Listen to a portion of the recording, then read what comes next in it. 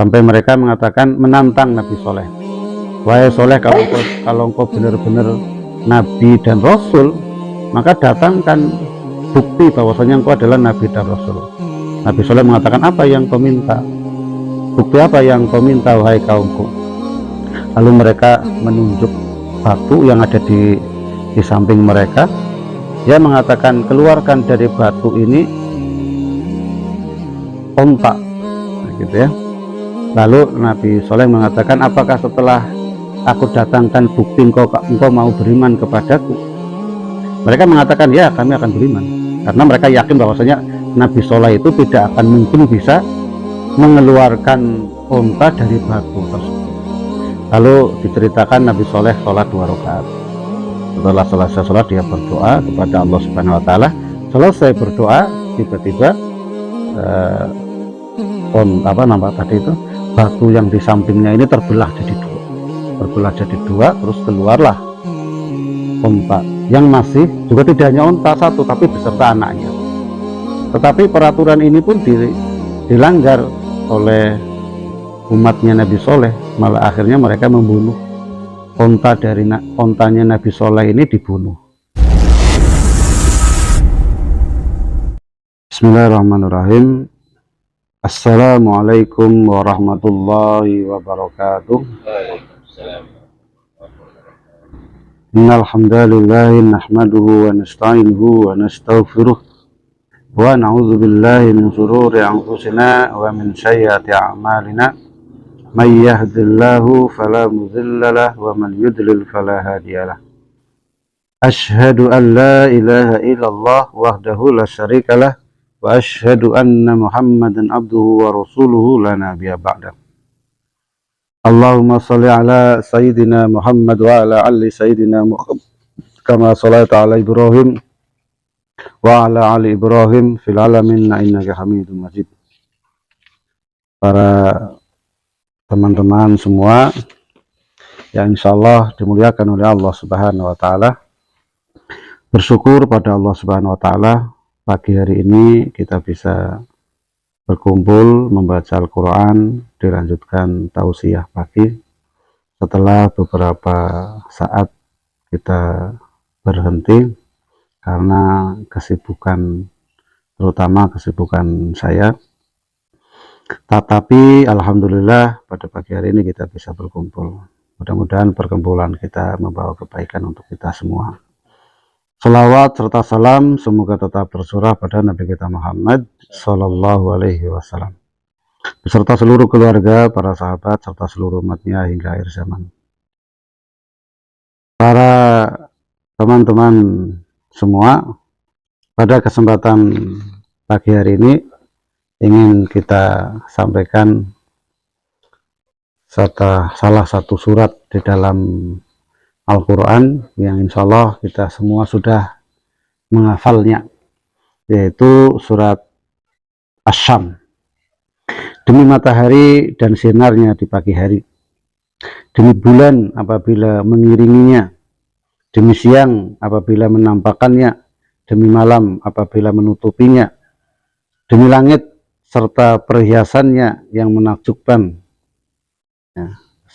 demi langit serta pembinaannya yang menakjubkan, demi bumi serta penghamparannya, demi jiwa serta penyempurnaan ciptanya. Di 7 ayat atau di 6, ya benar, di 7 ayat pertama ini Allah Subhanahu wa taala mengajari kita disuruh untuk berpikir tentang ciptaan Allah Subhanahu wa taala. Kita disuruh untuk mentadaburi matahari, kita juga disuruh untuk mentadaburi bulan, kita disuruh untuk memperhatikan pergantian antara siang dan malam, ya. Kita juga disuruh untuk memperhatikan langit yang di atas kita. Kita juga disuruh untuk memperhatikan bumi yang dimana kita menginjaknya. Dan kita juga disuruh untuk memikirkan penciptaan kita yang sempurna ini. Kalau kita mentadaburi ciptaan-ciptaan Allah ini, nanti ujungnya kita akan menambahkan keimanan kita kepada Allah Subhanahu wa taala, terutama iman atau tauhid rububiyah Allah Subhanahu wa taala, yaitu tauhid tentang meyakini pekerjaan-pekerjaannya Allah Subhanahu wa taala, yaitu dalam hal ini selaku sang Khalik, sang pencipta. Yang nanti kita akan meyakini bahwasanya semua pekerjaan ini hanya bisa dilakukan oleh Allah Subhanahu wa taala, Tuhan kita. Tidak akan bisa dilakukan oleh Tuhan-Tuhan selain Allah Subhanahu wa taala. Nah, setelah keyakinan tauhid kita kepada Allah Subhanahu wa taala tentang rububiyah Allah Subhanahu wa taala ini muncul, maka akan menumbuhkan tauhid yang kedua, yaitu tauhid uluhiyah. Kita sudah yakin bahwasanya Allah Subhanahu wa taala Maha Pencipta. Nanti kita akan terdorong untuk beribadah, menyembah kepada sang Khalik tersebut, yaitu Allah Subhanahu wa taala. Disinilah kita akan memupuk tauhid uluhiyah Allah Subhanahu wa taala. Terus di ayat-ayat berikutnya Allah Subhanahu wa taala menceritakan bahwasanya di dalam kesempurnaan penciptaan kita selaku manusia ini, Allah Subhanahu wa taala juga memberikan potensi pada diri kita, potensi untuk berbuat baik dan potensi untuk berbuat jahat, ya. Fa'alhamaha fujuraha wa taqwaha. Maka Allah Subhanahu wa taala mengilhamkan kefajiran dan ketakwaan, ya. Fajir itu adalah perbuatan dosa, ya. Wa taqwaha, takwa itu adalah ketaatan kita kepada Allah Subhanahu wa taala. Jadi setiap diri kita manusia ini ada potensi berbuat baik dan potensi berbuat buruk. Ada potensi berbuat taat, ada potensi berbuat maksiat. Ada potensi melakukan pekerjaan ibadah yang akan mendatangkan pahala, ada potensi untuk melanggar syariat yang mendatangkan dosa. Itu keterangan dari Allah Subhanahu wa taala. Maka qad aflaha man zakkaha, sungguh beruntung orang yang mensucikan jiwa kita, ya, orang yang mensucikan kejiwaannya, menjaga tauhidnya kepada Allah Subhanahu wa taala, menjaga tauhidnya, ibadahnya kepada Allah Subhanahu wa taala. Beruntung sekali orang yang membersihkan dirinya, kejiwaannya, hatinya dari penyakit-penyakit hati ataupun dari penghalang-penghalang hati untuk yang bisa mengotori hati kita. Dan Allah Subhanahu wa taala juga memberitahukan rugi sekali orang yang mengotori kejiwaan tersebut. Wa qad khaba man dassaha. Kalau ada orang yang lebih memilih kefajiran, walaupun itu potensi dari Allah Subhanahu wa taala, tapi kita disuruh untuk memilih antara kita memilih untuk bertakwa atau kita memilih untuk berbuat dosa atau berbuat kefajiran tersebut, ya. Nah, terus di akhir ayat ini Allah Subhanahu wa taala mengisahkan satu kisah, yaitu kisah Nabi Soleh, ya, yang Allah Subhanahu wa taala mengutusnya kepada kaum Samud. Kaum Samud ini adalah kaum suku Arab, bangsa Arab yang sudah punah. Jadi bangsa ada 3 macam. Yang pertama adalah Arab Ba'idah. Arab Ba'idah yaitu Arab suku bangsa Arab yang sudah punah. Ini ya contohnya kaum Samud, kaum Ad, kayak gitu. Yang kedua adalah Arab Arab Mustarifah, ya. Arab Mustarifah yaitu orang asli Arab, ya, orang yang asli Arab, bangsa asli Arab. Ini salah satunya yaitu kaum Jurhum, gitu ya. Kaum Jurhum itu kaum yang menumpang hidup di Mekah, karena di Mekah ada sumber air dari sumur Zam-Zam, yang minta izin kepada ibunya Ismail untuk numpang hidup di situ. Lalu berkembang biak sampai Nabi Ismail pun menikah dengan salah satu anak dari pembesar kaum Jurhum. Yang ketiga adalah kaum Mustarifah. Kaum Mustarifah adalah orang yang bukan Arab tapi menikah dengan orang Arab dan mempunyai keturunan, yaitu ya ini orang umatnya, keturunannya, anak-anak moyangnya Rasulullah, ya. yang Nabi Ismail. Kan Nabi Ismail itu kan bukan orang Arab, Nabi Ibrahim juga bukan orang Arab, orang Palestina gitu ya. Nah, dihijrah ke Mekah kan bukan orang Arab, nanti nikah sama kaum Jurhum sehingga keturunannya menjadi kaum Musta'rifah. Nah, kaum Samud ini letaknya menurut ahli sejarah itu di utara kota Mekah gitu ya, beberapa ratus meter dari kota Mekah. Ya sekarang masih ikut ke bagian kerajaan Arab Saudi.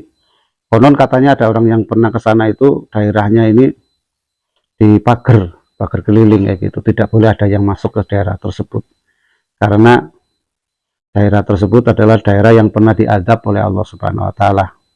Kaum Samud dikhawatirkan nanti kalau masuk ke situ, karena daerah tersebut pernah diadab oleh Allah Subhanahu wa taala, nanti akan membawa mudarat bagi orang yang masuknya. Terus selanjutnya kaum Samud ini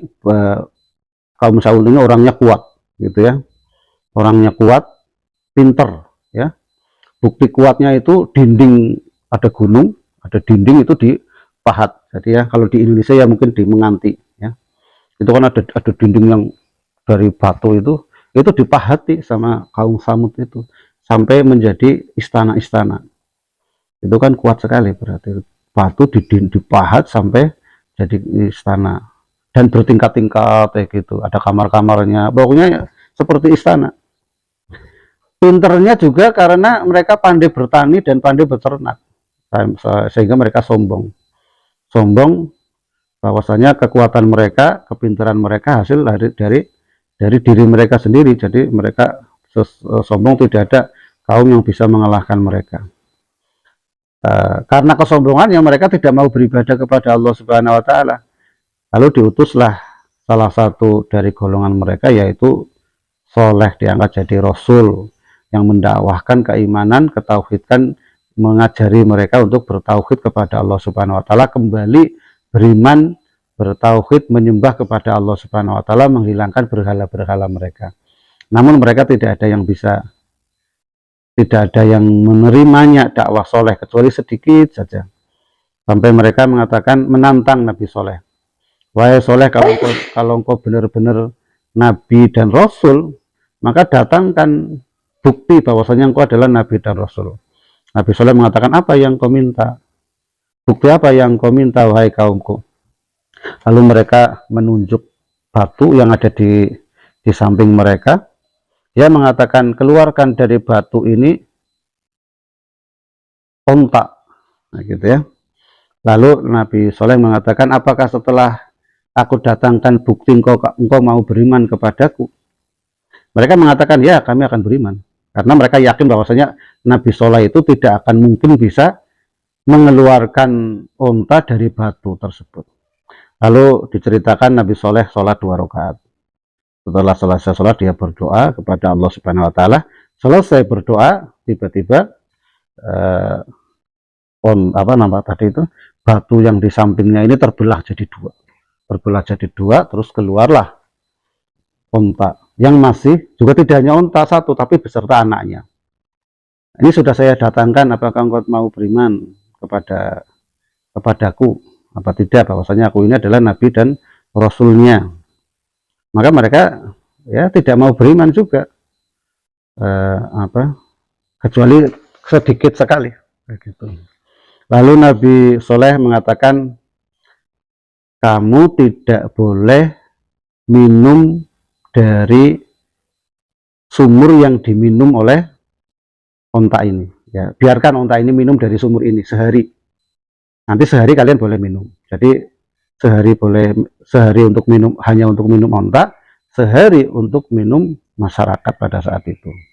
Tetapi hari yang tidak boleh minum, onta tidak boleh minum di sumur tersebut, diganti dengan mereka harus minum susu dari onta. Ontanya besar sekali, susunya banyak karena baru saja melahirkan, masih ada anaknya. Nah, susunya saja cukup untuk kaum Samud, berarti kan sangat besar. Tetapi peraturan ini pun dilanggar oleh umatnya Nabi Soleh, malah akhirnya mereka membunuh ontanya Nabi Soleh ini dibunuh. Maka Nabi Soleh mengatakan, segeralah bertaubat kepada Allah Subhanahu Wa Taala. Kalau engkau tidak bertaubat, maka engkau akan terkena azab. Saya kasih waktu 3 hari untuk bertaubat. Maka Nabi Soleh memberi waktu mereka 3 hari supaya mereka mau bertobat. Tapi umatnya juga sama, tidak mau bertaubat kepada Allah Subhanahu Wa Taala. Malah merencanakan akan membunuh Nabi Soleh, gitu ya.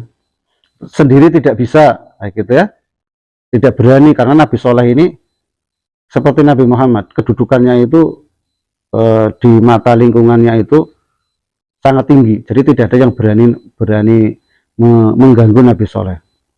Lalu ada seorang perempuan yang sangat cantik, gitu ya. Para pemuda-pemuda ingin sekali melamarnya. Perempuan cantik ini mengatakan begini, kalau ada di antara kalian yang sanggup membunuh Nabi Soleh, maka kalian boleh menikahi saya atau menikah dengan saya. Berarti kan ada seorang pemuda yang menyanggupi, saya siap, gitu ya. Tapi sendirian nggak berani ini, gitu ya. Maka dia nyari teman. Di situ ada juga seorang janda, dia punya anak empatnya ini perempuan, cantik-cantik, ya. Juga banyak pemuda yang ingin menikah dengan keempat janda tersebut. Mereka juga janda ini juga mengadakan pengumuman, siapa di antara kalian pemuda yang berani membunuh Nabi Soleh, maka kalian boleh menikahi keempat anak saya, gitu ya. Berarti terkumpul 4 orang juga siap, gitu ya. Baru terkumpul 5 orang ini juga nggak berani membunuh Nabi Soleh, belum berani. Maka mereka mengumpulkan 10, dapat lagi 10, kayak gitu ya. Maka 10 ini pun tetap belum berani. Maka mereka mengumpulkan seluruh orang yang orang bangsa kaum Samud ini. Mereka mengadakan perjanjian. Nanti malam saya 10 orang ini akan membunuh Nabi Soleh atau membunuh Soleh. Tapi kalau Nabi Soleh nanti minta pertanggungjawaban kita, kalian harus mendukung saya, gitu ya. Bahwasanya kalianlah yang membunuh saya, tapi yang bertanggung jawab kita semua. Maka mereka sepakat, itu sudah sepakat, ya kami siap, gitu. Nah, terus itu dikasih waktu 3 hari ya. Nah, terus juga ini sudah ada merencanakan di antara 3 hari ini Nabi Soleh mau dibunuh.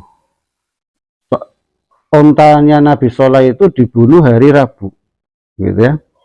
Hari Kamis wajah orang-orang umatnya Nabi Soleh yang ingkar ini wajahnya jadi kuning, berubah jadi kuning, wajahnya jadi kuning, gitu ya. Terus belum bertaubat. Hari kedua berarti hari apa? Hari Jumat, ya. Hari Jumat wajah mereka berubah jadi merah, gitu ya, jadi merah. Terus juga hari ketiga yaitu hari Sabtu, wajah mereka jadi menghitam. Gitu. Walaupun itu sebenarnya tanda bahwasanya ya azab itu akan segera datang, tapi mereka ini tidak menyadarinya. Pas hari Minggu pagi-pagi tidak ada yang bertaubat kepada Allah Subhanahu Wa Taala, mengimani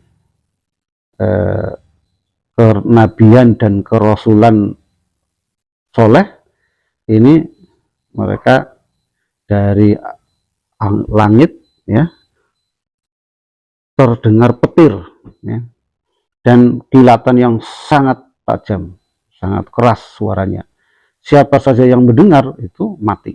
Siapa yang tersambar petir mati, semuanya mati kecuali umatnya Nabi Soleh, ya, umatnya Nabi Soleh. Maka itulah hukuman bagi orang yang tidak mau beriman kepada Allah Subhanahu Wa Taala, tidak mau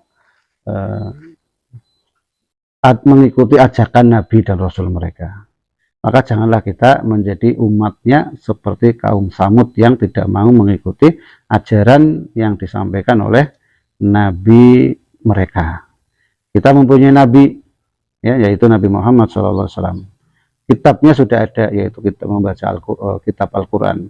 Mari kita belajar Al-Quran, belajar hadis-hadis yang disampaikan oleh Rasulullah SAW, sehingga harapannya nanti kita tidak akan mendapatkan azab di dunia dan siksa di akhirat. Mungkin itu yang kesempatan pada pagi hari ini. Mudah-mudahan nasihat Pak yang singkat ini bisa bermanfaat untuk kita semua. Subhanakallahumma wa bihamdika asyhadu an la ilaha illa anta astaghfiruka wa atubu ilaik.